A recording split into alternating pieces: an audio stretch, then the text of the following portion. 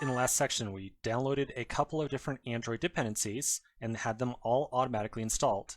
And so you should now see a finish button down right here at the right-hand side that is clickable. So I'm going to click on that, and then I get asked if I want to create a new project.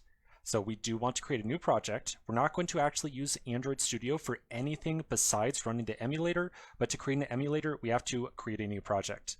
So I'm going to click on Start a New Project, and then I'll just click Next, Next, Next, Next, and then Finish, like so.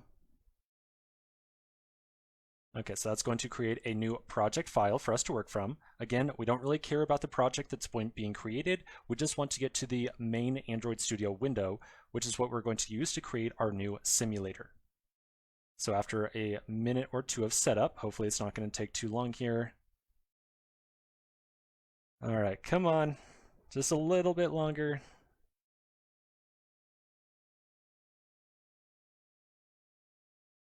Oh, I'm so sorry, this is taking forever, but I can't stop now. All right, I'll tell you what, we'll pause the video right now and we'll continue in the next section. In the last section, we generated a new Android project. I apologize for that delay at the end, but I wanted to make sure that we actually saw this window appear right here. So hopefully now you now see something that says tip of the day. I'm just going to dismiss that window. And then it's going to take a little bit of time for us to actually be able to create a new emulator. I want you to look down here at the bottom, and it looks like it's actually kind of doing a little bit of work before we can actually do anything with this project. So you can click on the message right here that might say something like Gradle sync failed, and you'll see a message that says install build tools 2703, or you might see a slightly different version down here, which is totally fine if you do. So we're going to click on that link to install those build tools. We're going to be prompted to install some other stuff yet again. I'm going to click on accept, next, and that's going to do a little bit more of downloading and installing. So this step right here is really not documented inside the Flutter installation document setup directions over here. So this is the part that's just a little bit annoying because they're not really telling you exactly what to do. Okay, so back over inside of Android Studio, I'll click on Finish, and then I'll see a little bit of rebuild going on.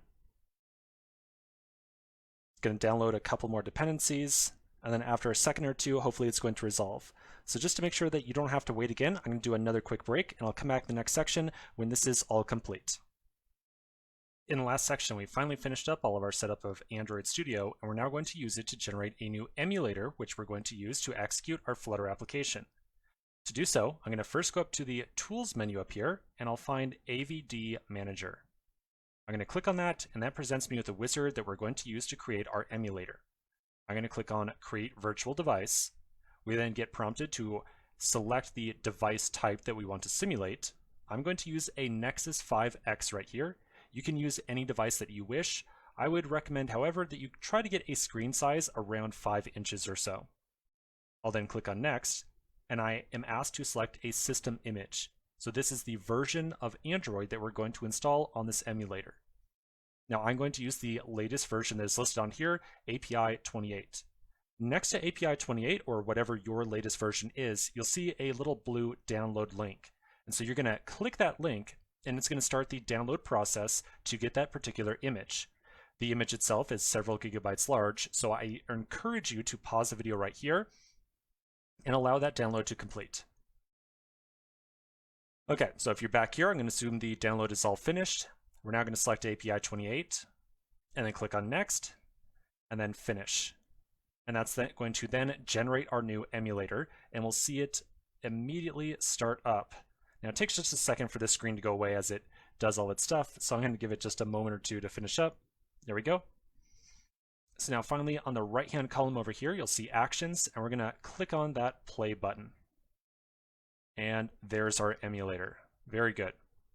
Okay, so this is going to take just a minute to actually start up. So let's take a quick pause and we'll continue in the next section.